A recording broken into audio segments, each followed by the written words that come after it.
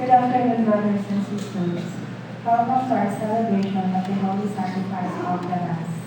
Today we celebrate the votive Mass in honor of the Blessed Virgin Mary and the 33rd sacerdotal anniversary of Father Larry Tabanco. Please stand.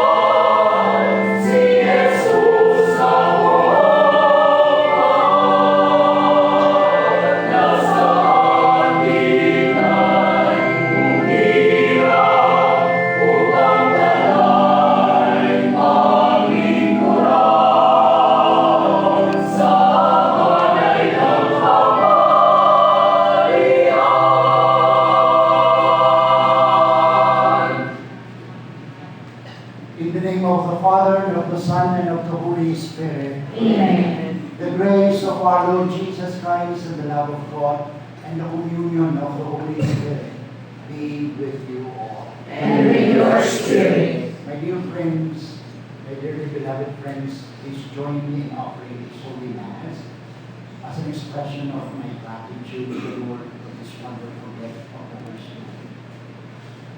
For for the past 33 years and being in the joy. And what gives me hope and joy in this journey is the finality which one day I will be united. And there is no other than Jesus, the Good Shepherd, the High Priest. In this Mass, we pray for the sanctification of priests and for the increase of vocation to the priesthood and religious life. We pray also for all the intentions of each one present and all the intentions of offering. We pray also for our country, for our leaders, and those who are victims or casualties of this war against Christ. Let us entrust all our prayers to the Mother, as a loving mother who knows that is best for each one of us. And so to prepare ourselves for this wonderful encounter with God and with one another, let us call to mind all our sins and ask the Lord for pardon and forgiveness, for He is mercy and compassion.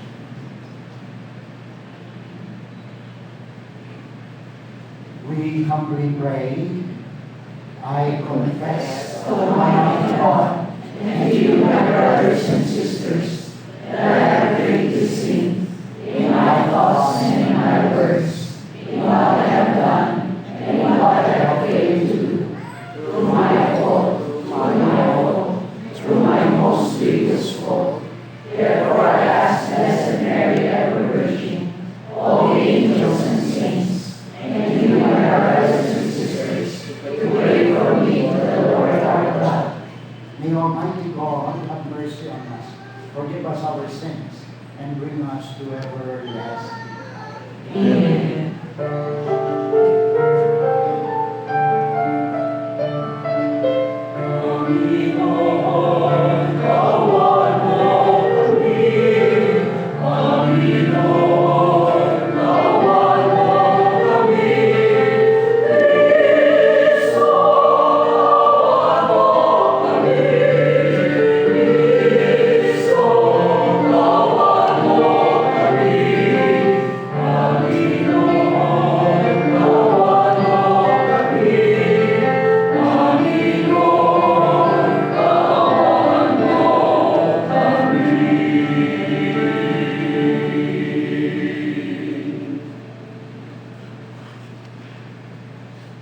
Let us pray. O God, who have taught the ministers of your church to seek now to serve, but to serve their brothers and sisters, grant, we pray, that they may be effective in action, gentle in ministry, and constant in prayer. Through our Lord Jesus Christ, your Son, who lives and reigns with you in the unity of the Holy Spirit, one God, forever and ever. Amen. Please be seated.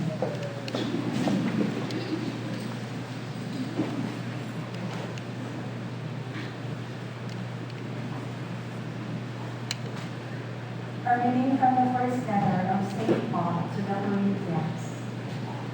My beloved ones, avoid idolatry. I am speaking as to sensible people. Judge for yourselves what I am saying. The cup of blessing that we bless, is it not a participation in the blood of Christ? The bread that we break, is it not a participation in the body of Christ? Because the loaf of bread is one, we, though many, are one body, for we all partake of the one loaf. Look at Israel according to the flesh. Are not those who eat the sacrifices participants in the altar? So what am I saying? That meat sacrifice to idols is anything, or that an idol is anything. No, I mean that what they sacrifice to demons, not to God. And I do not want you to become participants with demons. You cannot drink the cup of the Lord and also the cup of demons. You cannot partake of the table of the Lord and of the table of demons. Or are we provoking the Lord to jealous anger? Are we stronger than He is? The word of the Lord. Thanks be to God. To you, Lord, I will offer a sacrifice of praise. To you, Lord, I will offer a sacrifice of praise. How shall I make a return to the Lord for all the good He has done for me? The cup of salvation I will take up, and I will call upon the name of the Lord. To you, Lord, I will offer a sacrifice of praise.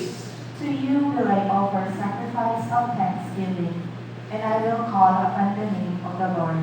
My vows to the Lord I will pay in the presence of all His people. To you, Lord, I will offer a sacrifice of praise.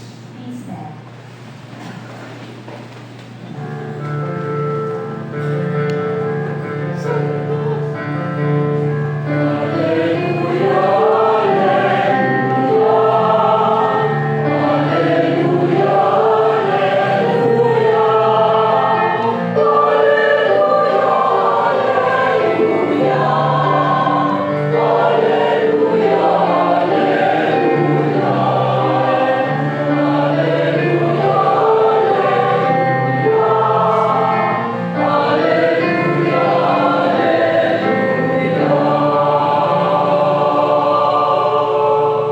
Whoever loves me will keep my word, and my Father will love you, and we will come to you.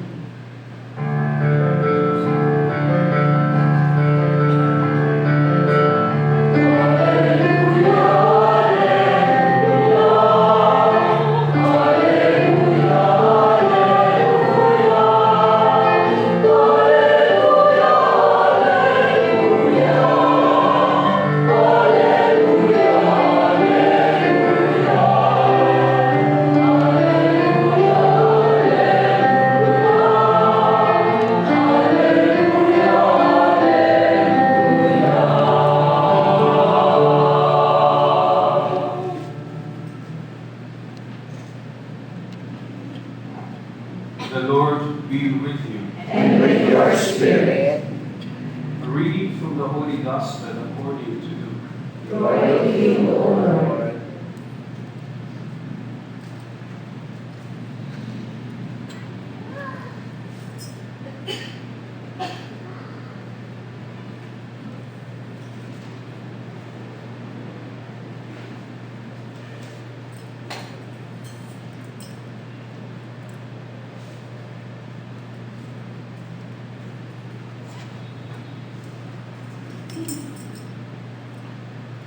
Jesus said to his disciples, "A good tree does not bear rotten fruit, nor does a rotten tree bear good fruit. For every tree is known by its own fruit. For people do not pick figs from thorn bushes, nor do they gather grapes from brambles. A good person out of the store of goodness in his heart produces good, but an evil person out of a store of evil produces evil. For from the fullness of the heart the mouth speaks. Why do you call me Lord, Lord, but not do what I commanded? I will show you what someone is like who comes to me, listens to my words, and acts on them. That one is like a man building a house, who dug deeply and laid the foundation on rock. When the flood came, the river burst against that house, but could not shake it, because it had been well built. But the one who listens and does not act is like a person who builds a house on the ground without a foundation.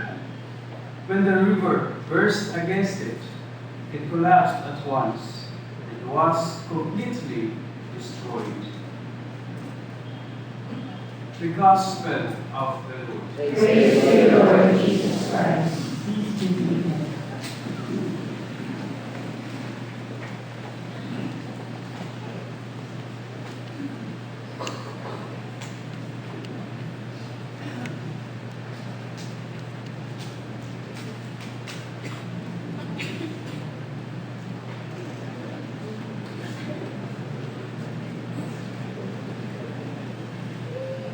Ilulukutin lang ako sa puso.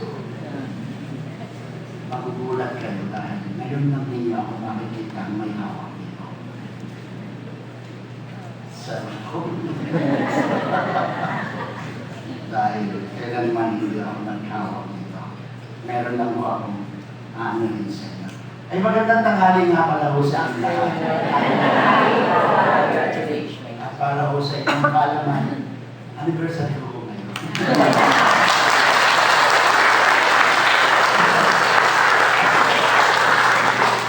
You can just imagine, no? 33 years na in my journey. Tayo talaga ng Diyos. Buti pa ang Diyos natatanggap ako. No? So, meron lang akong aanuhin sa inyo ilang mga bagay. Kanina ho, as early as 6:27, I received a message and a greeting from Bishop Saul. Sabi niya, Larry, happy anniversary. See, I still remember. No? So, tapos after that,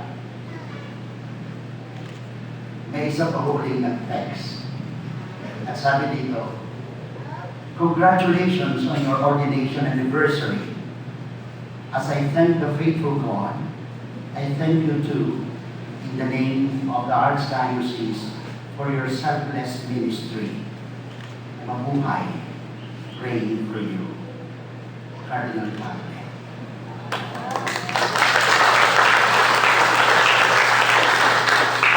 At sumunod na ho ang galing sa mga pari at mga kaibigan. Hindi ko na ho ina-expect ang text ni President Duterte. Dahil hindi naman ako kasama sa listahan ng profile ng mga drug lords. Kaya ho, sa barangay level lang ako. At hindi ko na rin ho na-expect ang text ni President Obama. Dahil maligaya na ho ako na siya'y namura ng Presidente ng Pilipinas. You should be proud. Only the President of the Philippines will say to them, and I'm proud of it. So, yun lang po. Yun lang ho ang naging silbi ng cellphone na ito. Mamaya, nalagay ko lang sa stand ko. So,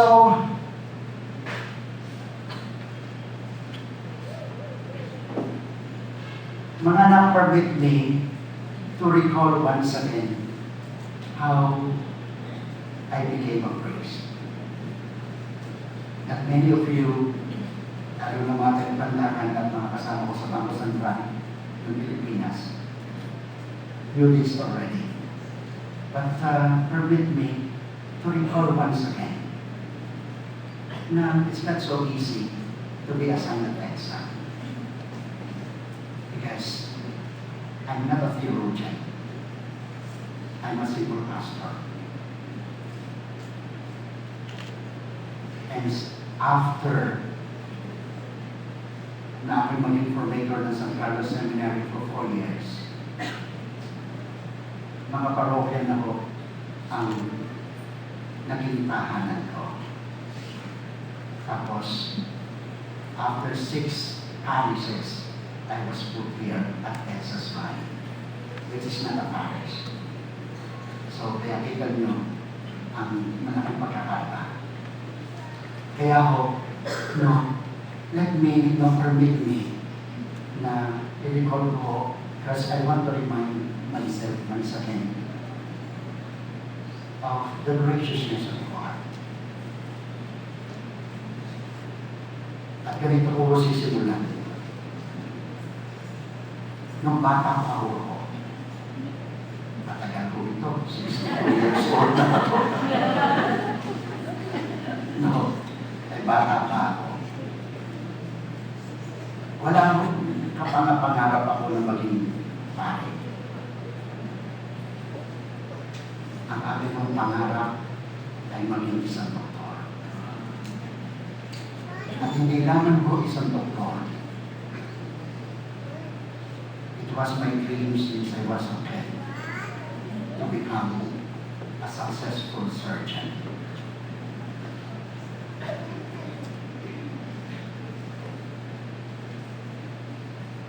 Kaya ako doon sa bahay namin sa Batangas, diba, ang mga bahay sa Batangas may ilalim. At yung ilalim ko, hindi ko yung tinitirahan ng tao sa mga alalanhan. Dito lang naman sa Maynila na kahit ilalim ng hagdanan may nakatira. So, ginagawa ko yung laboratory. Nag-o-opera ako ng butikin, So, hanggang sa makagraduate ako ng high school, at sinabi ko sa nanay ko, ina po, mag-aaral na po ako sa college. Sabi niya, sige anak, ano bang gusto mong kunin? Sabi ko, ina po, gusto ko maging doktor. Sabi ng nanay ko sa akin, anak, huwag kang masyadong ambisyoso. Mahirap lang tayo. Kung gusto mong mag-aaral sa college, you either take commerce or engineering. Natanong ko kung bakit, dahil aking mga pinsan at mga kapatid, yun ang tinapos. Yung nanay ko rin napakapraktikal. Sabi niya, para hindi tayo bumili ng libro, yun na rin ang kukuhanin ng kurso. Iiramin lang natin. Di ba gano'n lang yung araw, pasa-pasa ang mga ginamit na sabi ko sa nanay ko na po, magka-aksaya lang rin ng pera. Hindi ko naman pubus yun. Sabi sa akin ng nanay ko, kung ayaw mo, wag. Wala namang pumipilit sa'yo. Ganun nung kasi ang nanay ko. Kaya ako sa bahay namin walang away. At hindi na ako humilit dahil kilala namin ng nanay ko. Sa nanay ko walang gray. If it's black, it's black. If it's white, white. Kaya huwag ka nang hihiling. Kahit pagkatawad tao ulit si Kristo, hindi mo mababago. Ikaw ang magbabago. Hindi ang nanay ko. So, kaya, sabi ng nanay ko, kung gusto mo mag-aral sa college, you either take commerce or engineering. Sabi ko, ay ayaw ko naman mo talaga ng ganong course. Sabi ng nanay ko, kung ayaw mo ba, wala namang bumibigay sa'yo. At tapos na ho ang usapan. So I applied for work. And I worked as a machine operator dito sa Manggahan, sa Universal Textile Mills. Noon naman nung araw, that was early 70s, ang dali pang humanap ng trabaho. Hindi, kahit ko high school graduate lang, pwede ka ng trabaho. Hindi ka tulad na yung college graduate na, BMA ka, wala kang trabaho. So, and I worked there for 1 year. After working for 1 year, I approached ako nanay. At sabi ko, ako, matatapos na ako ang pati ko. Baka naman nung pwede na akong mag-aral. Sabi niya, kahit naman noon, pwede na. Ano bang gusto mong course? So, my mom knows the theories in psychology and that is what we call participation. So, sabi ko, hindi pa ko nagbabago ang isip ko. Gusto ko pa rin mag-medicine. Sabi ng nanay ko, hindi pwede. Kung gusto mo mag-aral sa college, you take either commerce or engineering. Wala tayong pera. Sabi ko, nay, talaga naman nung ayaw ko na ng mga puso eh. Sabi ng nanay ko ulit sa akin, kung ayaw mo, wala namang bibili sa'yo. At tapos na uli ang usapan.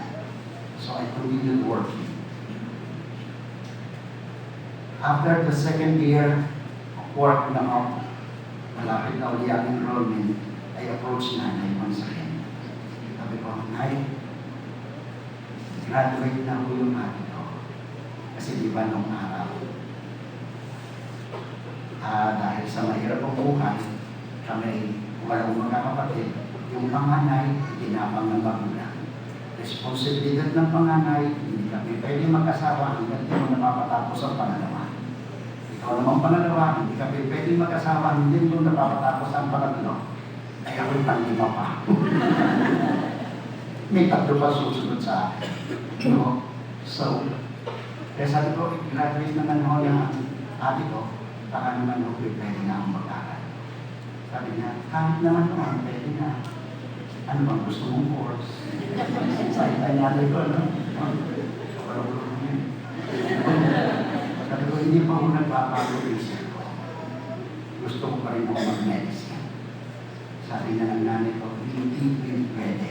Kung gusto mong mag-aral sa college, you either take commerce or engineering. Wala tayong pera. So doon ako humirit sa nanay ko. Sabi ko, nay, kahit ko, hindi naman nung pagpasok ko sa college, agad nasa medicine proper ako eh. Di ko kuhanin ko na lang ng muna akong medtech. Sabi ng nanay ko, hindi pwede. Dahil pagka-graduate mo ng medtech, hindi ka maghahanap ng trabaho dahil gusto mo ipagpatuloy ng medicine. Unfair naman yan sa susunod na mga kapatid mo na ikaw ang inaasahan.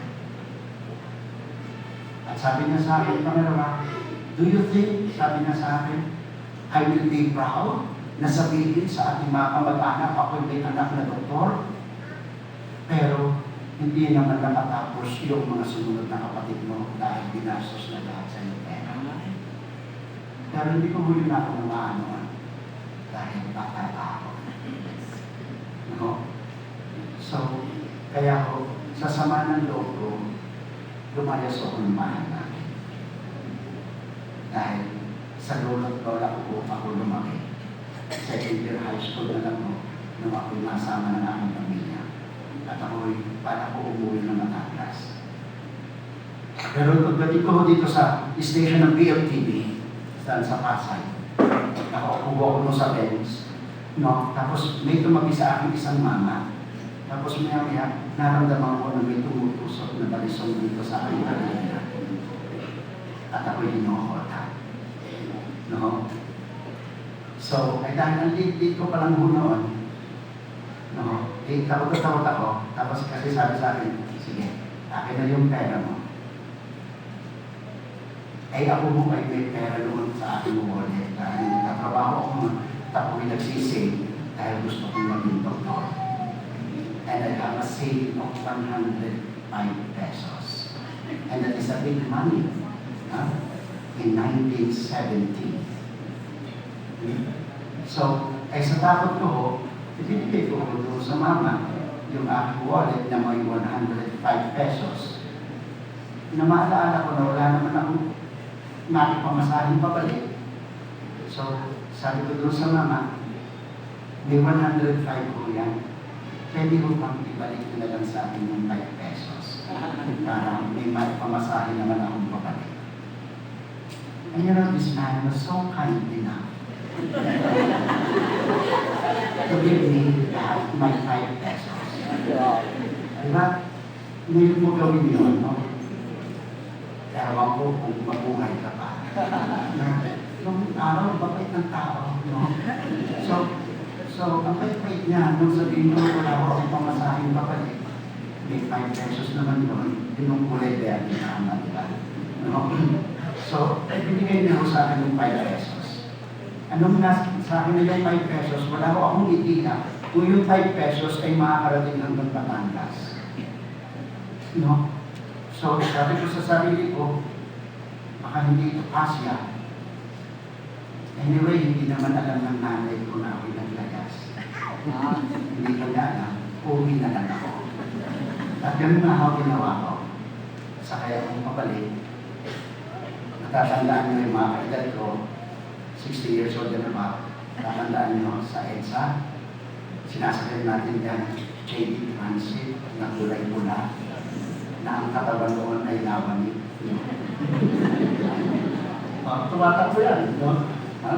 So, tapos yung bintana niya, tinataas na nila, tapos sa mga lumpas. No?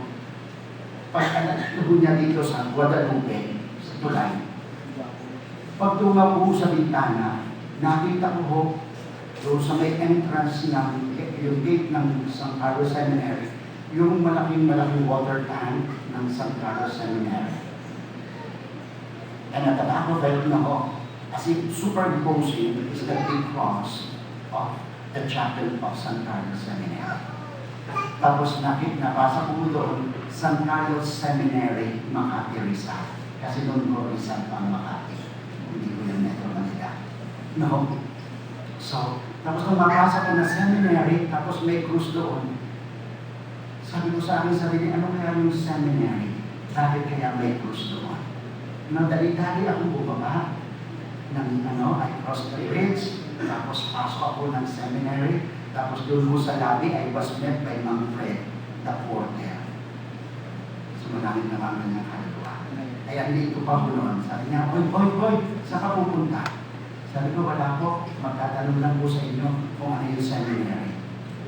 Tapos sabi niya sa akin, dito nag-aaral yung mga nagpapari, gusto mo ba magpari? Hindi wala naman akong idea. Hindi ko ako makasagot. Nung hindi na ako makasagot, iniwan niya ako doon sa malaking lobby sa harapan ng chapel. Tapos after a while, dati ko rin siya. Sabi niya, ay boy, halika.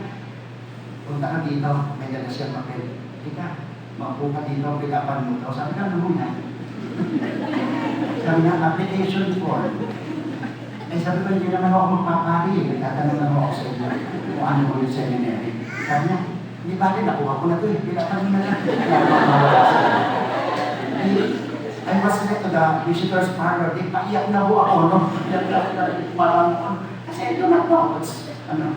Tapos, noong pilapan ko, sabi niya, sige, hintayin mo ako dito. Dadalhin ko lang sa second floor. Doon sa pari. After a while ulit, balik siya. Hoy, halika. Pinatatawag niya ng pari, i-interviewin ka lang. Hindi, iyak na ho ako. Sabi ko, bakit mo ba ginagawa sa akin ito? Hindi naman ako magpapari. Nagtatanong lang ho ako sa inyo. At hindi mo ako pa i-interview kasi hindi ko naman mo alam kung anong isasagot. Ano ba sagot mo sa akin ni Mang Fred? Huwag kang matakot. Basta sagutin mo lang kung ano yung alam mo. Hindi. Bata pa ho ako, kalat-kain na ako. Di sumama ko ako.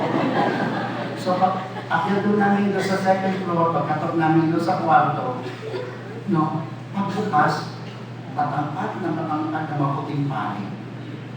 No? Ay di ko naman nung bata tayo, lahat ng maputi Amerikano. Tertiary from Poland, si Father Francis Marbete. Tapos nung pagbukas niya na maputi yung sabi ko, ay, Amerikano pala ako. Hindi mo ako magpapa-interview, hindi ako marunong mag-English. Because I graduated in 1972. I remember 70s was the era of student demonstration. No? So, kung wala mo kami sa sinihan, nagkalakwat sa kanila. Practically every day walang klase.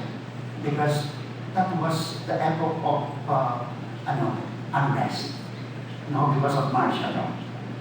So, pero hinawakan kaagad ako sa braso ni Father Francis Marbete at ipinasok niya ako doon sa kanyang kwarto. May munti siya sa alas doon.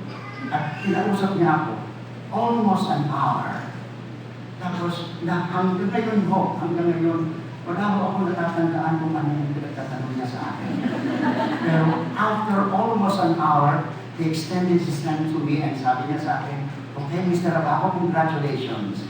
You passed the interview." So, sabi ko lang, "Thank you very much, Father." At papunta na ako sa pintuan, nasabihin niya sa akin, "By the way, tomorrow you come back for your entrance and psychological testing." Sabi ko, "Yes, Father." Sumagot talaga ako para mawala ako. Tapos, nung papalabas na ako ng pintuan, sabi niya, "You have to bring 15 pesos tomorrow. Payment for your testing." "Yes, Father." So, at ako'y patakbo ng lumabas. Punta ng gate. At habang ako'y tumatakbo, hindi ko ako lumilingon. Baka ako'y pinagawa yung pambumalik. Pero sa loob na lang, nung bibigay ko sa yung 15 pesos, nakuntak na ako. Tapos papakalan mo pa ako. So, ayun ba yun? So, akala ko ng nanay ko, galing ako sa trabaho. No? At walang nakaalam na ako'y naglayas. So, at pagkatapos noon, punta na ako, natulog na ako. Tapos, nagising na ako kinabukasan. Pero wala ko akong balak na bumalik sa San Carlos Seminary. Pero, you know, it's so amazing. The following day when I woke up, you know, the first thing that came to my mind was this: punta kaya ako sa San Carlos Seminary. Tingnan ko kung maraming nagpapakit. Anyway, hindi naman ako makakasali dahil wala naman akong 15 pesos. So, nung madampot ko yung pinapaan ng nanay ko, I went to San Carlos Seminary. At pagdating ko doon, it's 5 minutes before 8. Yun yung 11 candidates na kukuha ko ng entrance examinations na kasama ko. They were crossing that lobby, papunta ko doon sa testing room. Ako naman ko umaakyat yung hagdan ng lobby. At nung makita ko ni Father Francis Malverde, sabi niya, "Oh, Mr. Abaco, you just arrived on time. Come." Hindi ako minasama ko sa pagkatapo. Tapos, pagdating mo doon sa testing room, dahil sa apelyido ko ho ay Abaco, ay number 1 ho ako sa listahan. No, biglang yan na, sabi niya, "Okay, Mr. Abaco, take seat number 1. No? Dahil number 1 ako sa ano. Kaya, eto na ho ang system, noong makaupo na kami 12, isa-isa kami nilapitan at kinukuha yung 15 pesos. No? Then, sabi ko, "Father, I will not take the exams." Sabi niya, "Why?" "Because I don't have 15 pesos. Ang tanong ulit na sa akin ay, "Why?" Hindi ko naman kalimutan dahil kay English eh. Ang sagot ko lang, "Because I don't have." So, sabi niya, never mind. I will pay for your 15 pesos. You take the exams." At habang ho ako'y nagtitik ng exams, no, ang nasa isip ko lamang ho yung salita ng porter sa akin the day before. "Huwag kang matakot. Basta sagutin mo lang kung ano alam mo." At gano'n nga ako ang aking ginawa. Kaya sa bawat set ko na exams, ako ang unang-unang nakakatapos. Dahil, sinasagot ko lang yung alam ko. Akala nyo labing isa kong kasama, matalino ako. Matagal yun, no? Pero hindi tayo, no? Ang sinagot ko lang yung alam ko. So, at kaya ako ang unang-unang nakatapos. And after the exams, I went home and nanay doesn't know anything about it. No? That was November of 1972. November, December, January, February. Almost 3 months. Pagkagaling ko sa trabaho, sinalubong ako ng nanay ko. At sabi sa akin, "Anak, may sulat ka from San Carlos Seminary." Hindi ko lang kung uli naalaala na kumuha pala ako ng exams. And without tingin ko siya, sabi na ako, ginawa ko yung sobre at pagbukas ko, lo and behold, sabi niya, "Dear Mr. Abaco, please, we are happy to inform you that you passed the entrance and the psychological testing given by the seminary, and you are admitted as a candidate to the priesthood into the San Carlos Religious Seminary.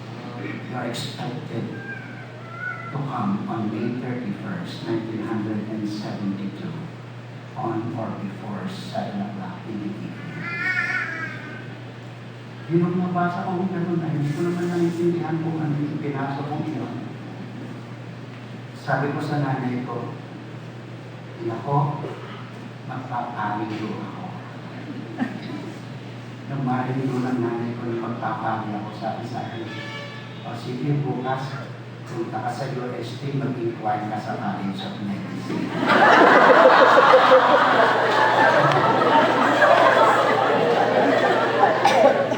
Ganyan mo kahibang ang nanay. Kaya pasalanan ko yung mga taga-EDSA, namatay na ho nanay ka. Kung inabutan yung buhay, lahat kayo kasama ng pinapatay ni Duterte. No. So, nung marinig ko sa nanay ko na ako pinag-aaral ngayon ng medicine, ito ang I cannot remember any moment in my life that I cried that much. Because hindi ko maunawaan. The moment I gave up my childhood dream to become a doctor one day, it was given to me.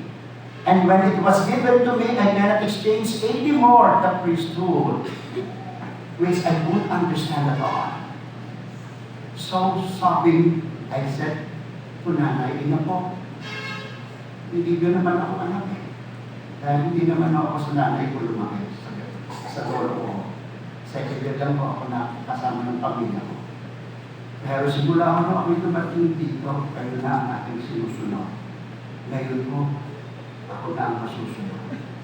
Sa ayaw ninyo sa gusto, papasok po ako sa seminary." Sabi ng nanay ko, "Pag ginawa mo yan, wala kang makukuhang suporta sa amin ng tatay ko." At ang nanay ko ho, ang nagsalita. Yan po ay salita ng Diyos.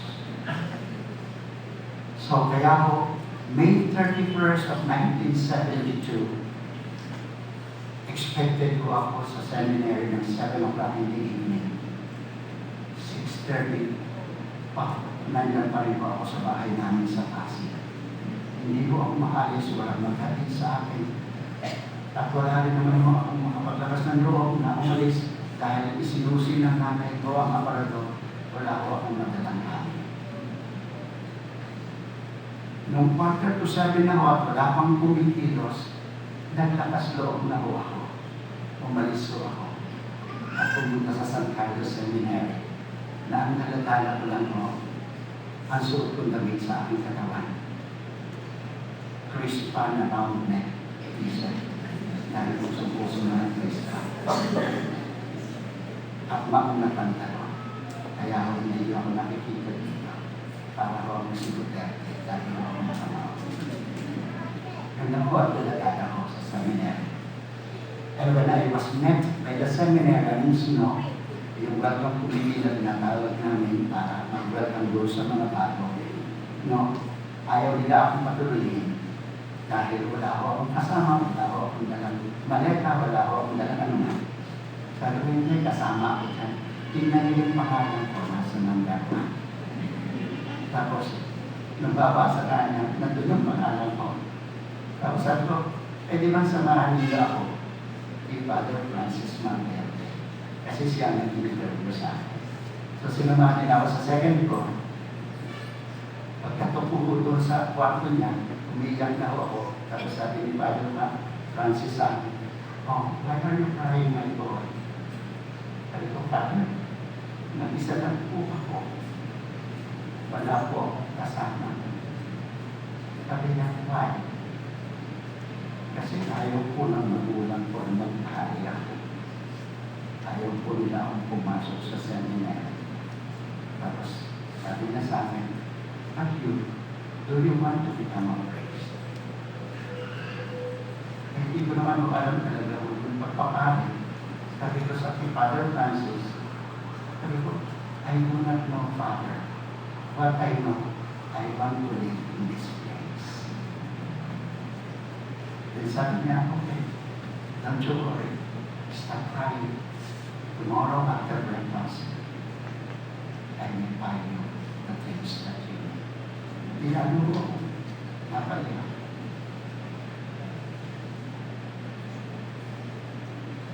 Ganun nga ho ang ginawa niya. The following day, pinamili niya ako. At nung mo ako maging formator sa San Carlos, dahil hindi ko maisip kung paano ako nakinap sa San Carlos sa Seminary. Eh dahil sa formator ko ako, nagkaroon ako ng access sa mga records.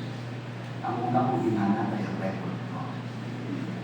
Dahil sa alamin ko kung bakit ako ay nanagap sa San Carlos Seminary. Na ang kaklase ko yung puro natin sa minor seminary. Marunong na sila ng Latin, marunong na sila ng Spanish, marunong na sila ng lahat. No? At alam niyo, ang isang dahilan kung bakit ako natanggap, utusa ang pwedeng matalino.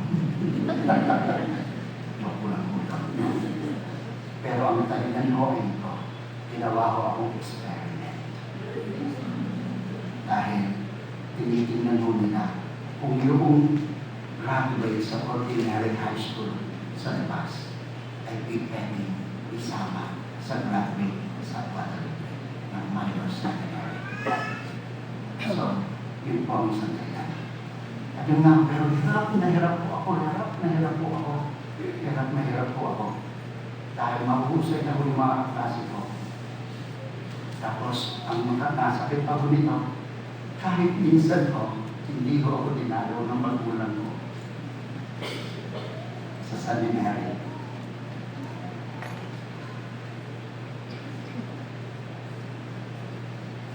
Pinag-hirap po ako. Kaya ako pagkaka-lights off, ang gagawin ko, pupunta ko ako dun sa aming chapel, doon sa magkabilang side. May dalawang malaking image doon si St. Charles Borromeo at saka ako dito sa kanan ay si Mama Mary. At pag lights off na ako, bababa ako pa ng chapel, and there for hours and hours, I will be kneeling in front of the Blessed Mother at sasabihin ko sa kanya, Mami na, ayaw naman akong lalaki ng nanay ko. Pero hirap na ho ako. Kayo na lang po ang maging nanay ko.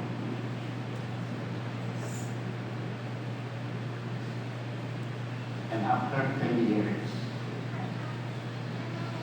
I saw myself lying prostrate at the floor of Manila Cathedral. The good cardinal was ordaining into the priesthood. At nung ako'y nakatapang ganyan, imago kami mga kaklase. Pinakat ako militan ng saints. Tinungan.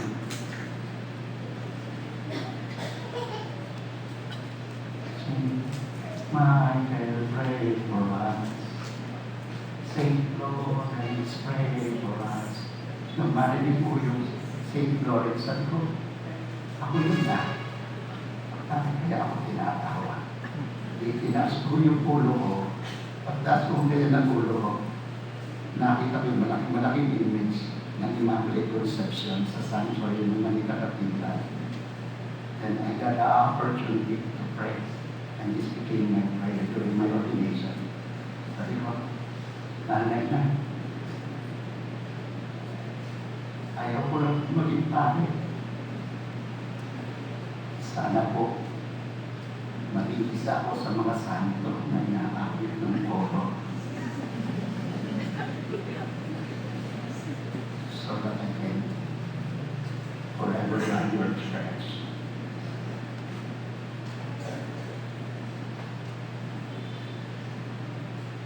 Mali pala ako yung aming panalangin.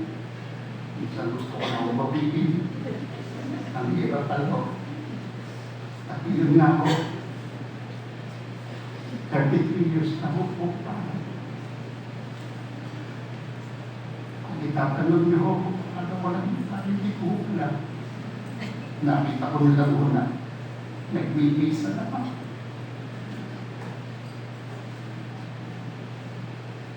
And for the past 33 years,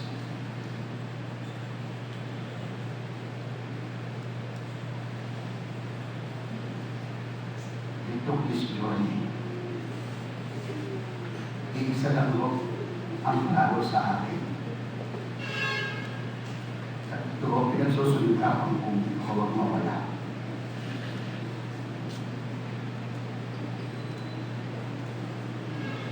The image of the God, of the Good Shepherd, of the High Priest, is waiting for me at the end of this journey. And there is no other than Jesus. So mga anak, nakiko kayo sa aking pagtakbo.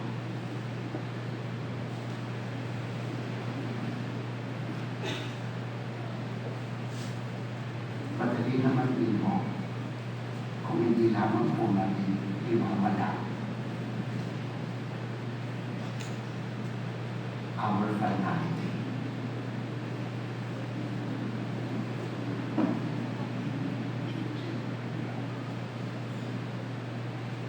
At klaro ko sa akin, I am called to the priesthood not to be successful. I was called to the priesthood to be faithful to the shepherd who in his goodness is shared to me.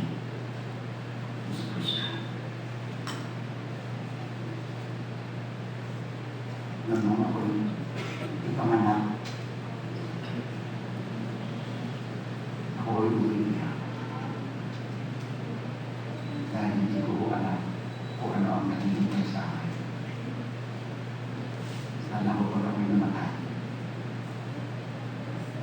Ako'y nakatawa. Dahil alam ko at kung sino ang naghihintay sa akin. After this story, and that is no other than but the faithful God, that in my only and way, I try to follow. May God bless us all. Amen.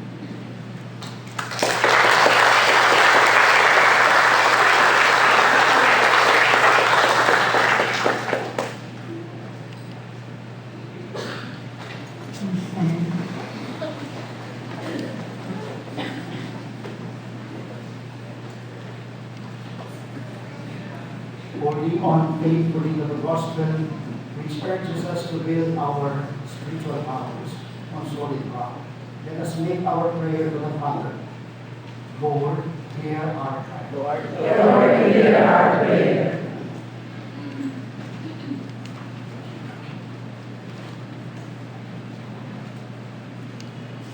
That the church may always be seen as a steady and secure house, built on a strong rock foundation. Let us pray to the Lord. Lord, hear our prayer. That in this confusing world, leaders of nations may deal with their citizens honestly and kindly. Let us pray to the Lord. Lord, hear our prayer.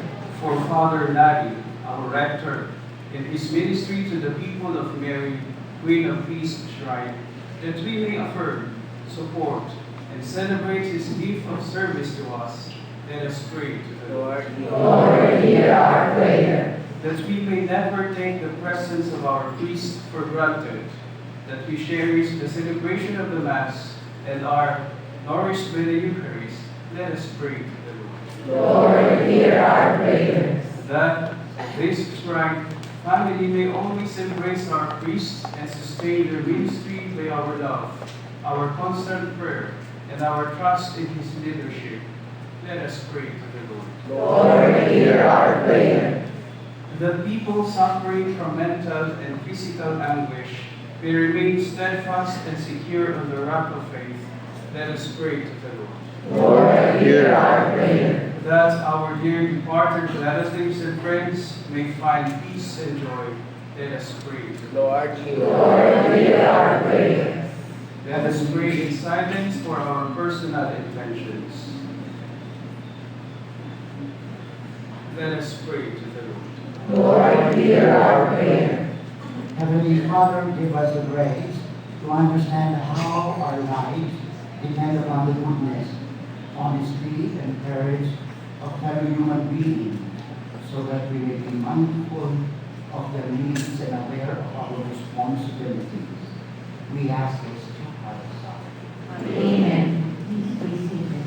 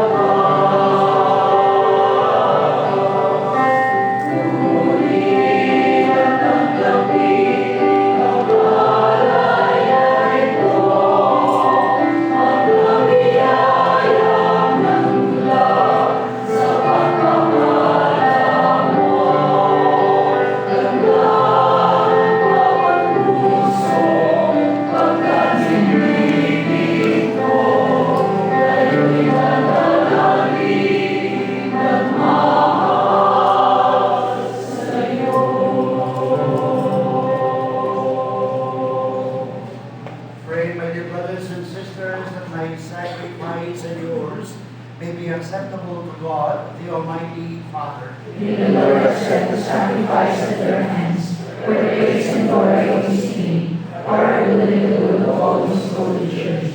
We offer you the sacrifice of praise, O Lord, for the dignity of our service of you, so that what you have conferred on us, unworthy as we are, you may graciously bring to fulfillment through Christ our Lord.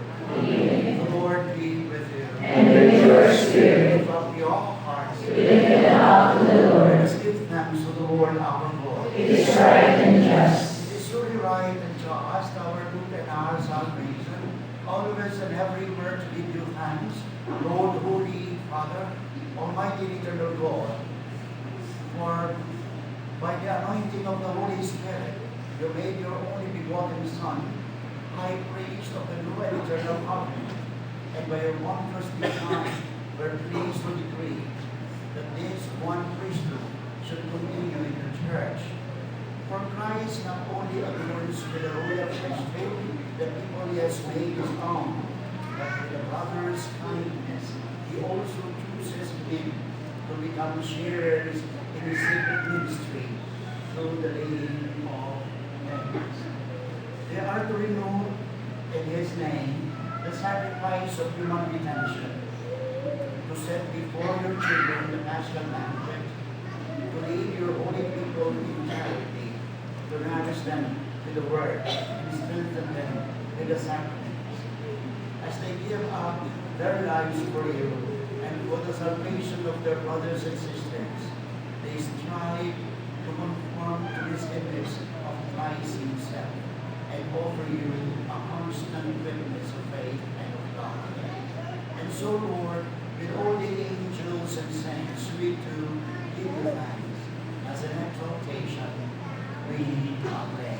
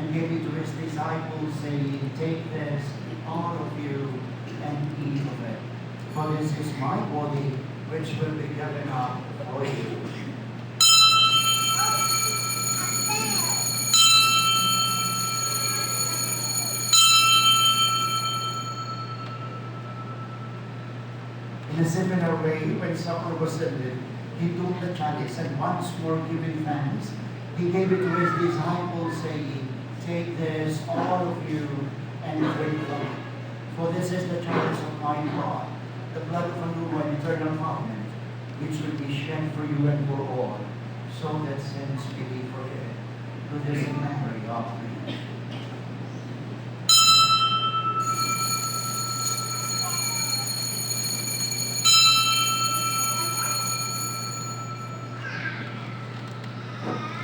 The mystery of faith.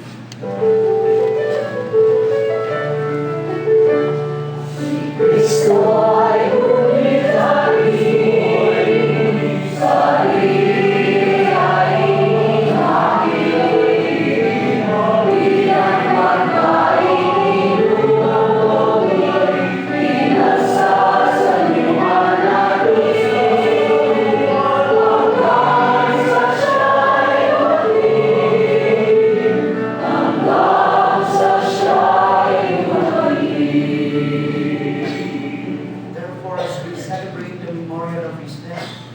resurrection, we offer you, Lord, the bread of life and the chalice of salvation, giving thanks that you have held us worthy to be in your presence and minister to you. Humbly we pray that partaking of the body and blood of Christ, we may be gathered into one by the Holy Spirit. Remember, Lord, your church spread throughout the world and bring her to the fullness of charity, together with Francis, our Pope, Luis Antonio, our Archbishop, his auxiliary bishop, and all the clergy. Remember also our brothers and sisters who have fallen asleep in the hope of the resurrection, and all who died in your mercy. Welcome them to the light of your face. Have mercy on us all, we pray, and with the Blessed Virgin Mary, Mother of God, Saint Joseph and most chaste spouse, the blessed apostles and all the saints, who have pleased you throughout the ages. We may merit to be heirs of eternal life, and may praise and glorify you through your Son, Jesus Christ.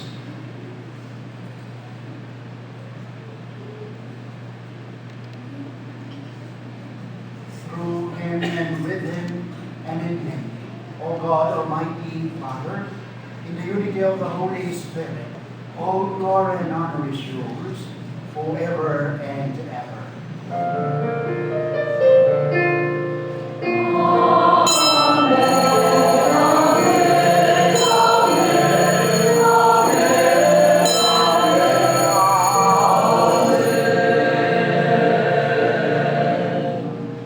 At the Savior's command and formed by divine teaching, we dare to pray.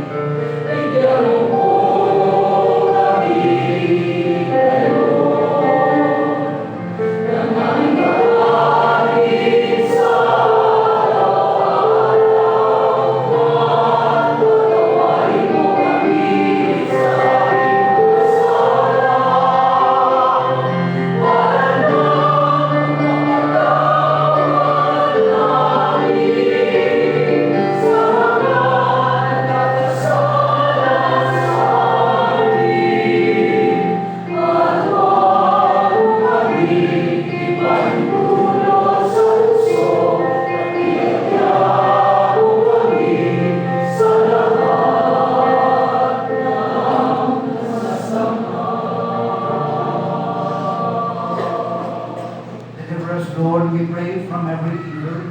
Graciously grant peace in our days, that by the help of your mercy we may be always free from sin and safe from all distress, as we await the blessed help and the coming of our Savior, Jesus Christ. For the kingdom,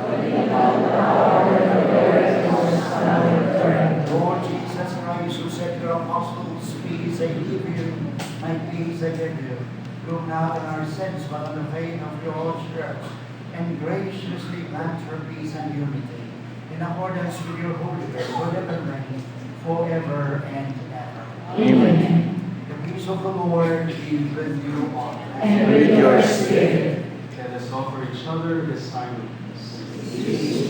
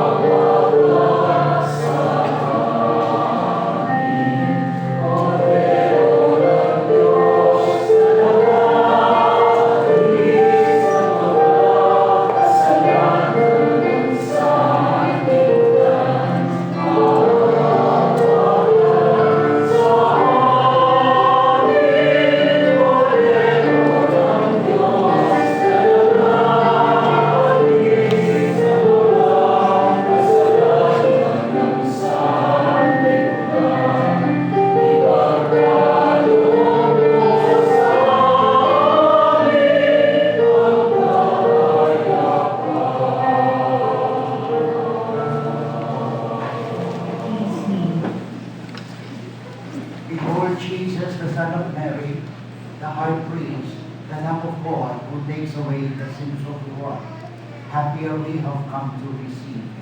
Lord, I am not worthy that you should enter under my roof, but only say a word and my soul shall be healed. May the body and blood of Christ bring us to everlasting life. Amen.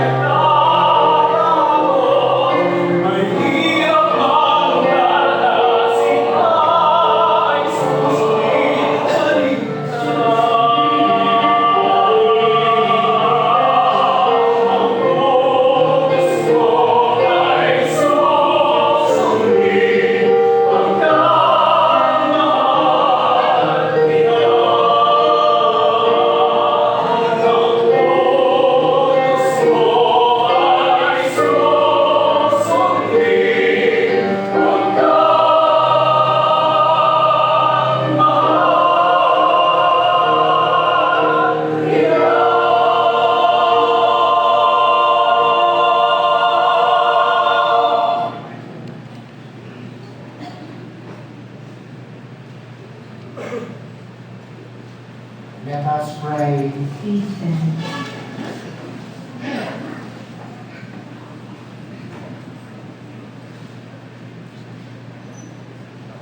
For the glory of your name, O Lord, I have joyfully celebrated the mystery of faith to mark the anniversary of my priestly ordination, so that I may be in truth what I have handled mystically in this sacrifice, through Christ our Lord. Amen. Please be seated. So bago tayo magbukas, gusto ko lang muna akong i-introduce sa inyo ang mga paring present sa celebration. Doon po yung aming natin kasama rin sa pagdakan na parish priest ng St. Vincent de Paul sa Adamson University, Father Owen.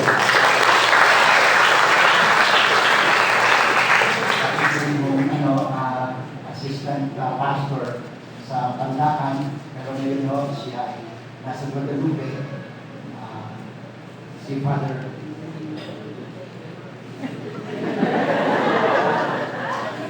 Gilbert.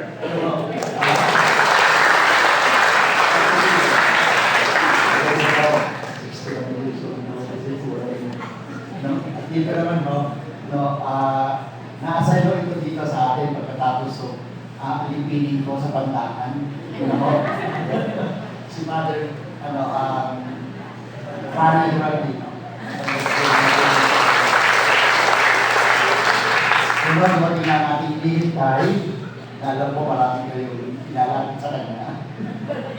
Dahil galing siya sa India, si Father George. And of course, kahit na nangihilig na, nahina na, sabi niya sa akin kasi, this is your big day. So, even if I don't feel so strong, I would like to celebrate. So, Father, spirit. And of course, dito nakasama ko ni Reverend Abnel, siya po si Reverend Lainichi. And Blessed Sacrament Deacon, Reverend Tony. Okay.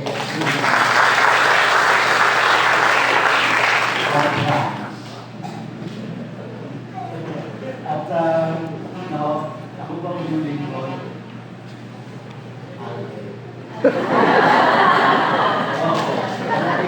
Ay, bago kayo po ay malugod na inaanyayahan pagkatapos yung visa. Ng konti mong salo-salo. So, if I give you long, so, na kayo bumili sa trabaho. Kumain mo na ho kayo doon. Meron po sa taas, meron din po dito sa baba. Yun po nagmamadali, dito na lang po kayo sa baba. Pero kung kayo naman ay mag-stay, doon sa taas. Pero pareho lang naman ako pagkain. Tapos, kasi kaya kung kayo tinutulad po sa taas, mas malamig po doon. Kasi may mga ginawa ko ako kakaibig. So, maraming salamat po sa inyo. Pagdating at meron yata akong natuloy sinabi. Magandang tanghali po sa inyong lahat. Sa ngalan ng liturgical dancers ng EDSA Shrine at sa pamamagdubay ni Reverend Arnel Calata Jr., malugod po namin kayong inaanyayahan makiisa sa pabibigay, pugay at parangal sa ating mahal na rektor na si Reverend Father Larry Abaco sa kanyang ika-33 taong anibersaryo ng pagkapari sa isang patutubong sayaw na hango sa 3 iba't ibang sayaw nating mga Pilipino na inuupol lamang para sa mga pinahahalagahan at minamahal. Atin pong saksihan ang aming munting parangal sa ating mahal na rektor, Reverend Father Larry Abaco, sa isang sayaw na tinawag po namin papuri, bati, at pag-aalay.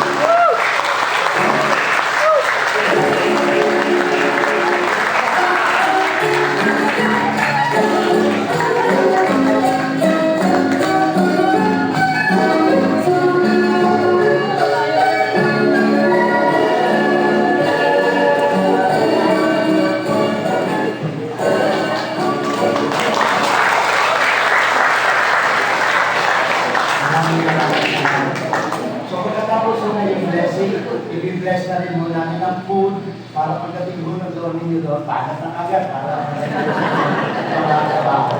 Okay, magsitayo po ang lahat.